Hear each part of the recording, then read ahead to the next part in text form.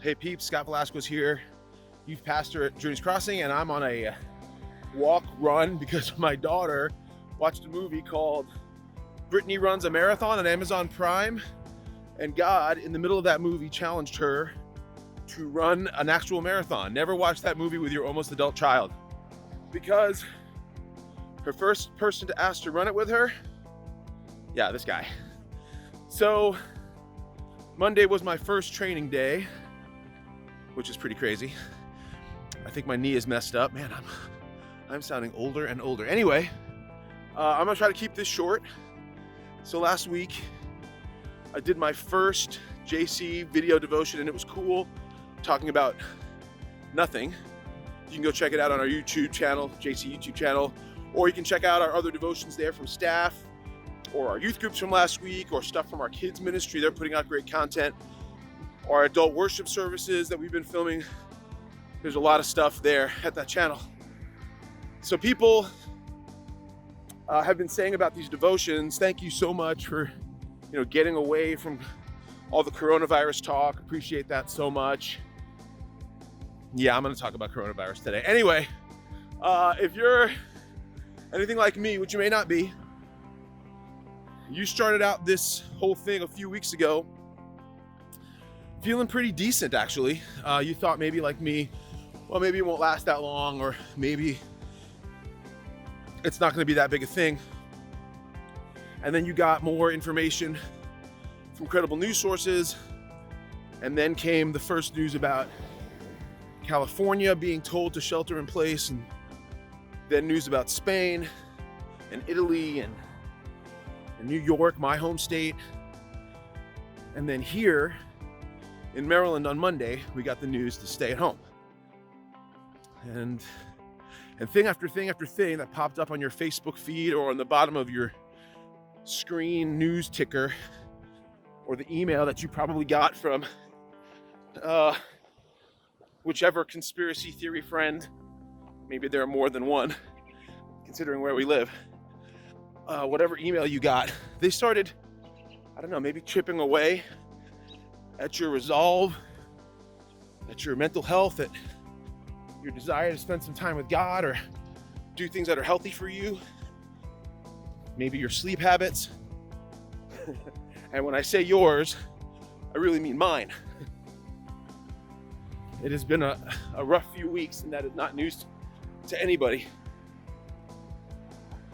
But you know what's been helping me in the middle of all the craziness of being inside? Which in the grander scheme is not that big a price to pay, I get that. It's pretty soaked in privilege. It's been thinking about all the things that I'm really thankful for. And right now, I don't hear a lot of that. I don't hear a lot of people saying, wow, I'm really thankful to be alive, to be here, to be in this. I'm a big Office fan, if you know me.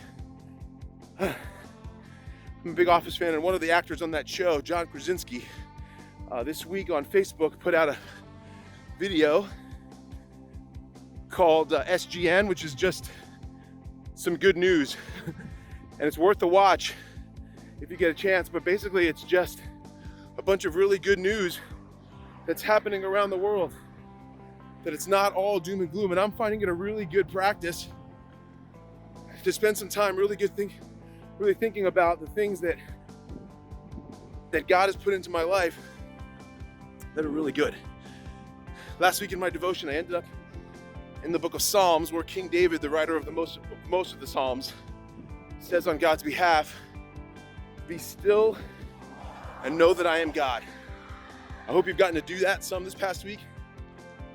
But there are a lot of times in the Psalms where David is just struggling, where he's writing Psalms in the middle of really hard, dark, and bad times, and he consistently comes back to the idea that God is good. In fact, he spends a bunch of Psalms talking about the great things that God has done in his life, the things that he's grateful for. And he does that again and again and again in Psalms 2, 3, 4, 5, 6, 7. They all start with David in some bad place, and end up with him reminding himself who God is and figuring out some piece of his character that directly meets his need at the moment. So whether it was his power or his protection, whatever it is, the joy that he's poured into his life, the family, the good things, David remembered what God has done and who God was, and it was good. It poured courage into him, and it can do the same for us. So my question is, what's on your list? My list has to do with family and brave first responders who are out there. Mine is about a church that loves me and is praying for me and my family and is committed to the mission of Jesus and the church. And I don't know what's on your list. Maybe it's a great church too. Maybe it's getting time to spend time with your family, or quiet moments, or really handsome youth pastors who are out of breath right now. Whatever it is, I hope that if you take some time this week to think about how thankful you are and can be.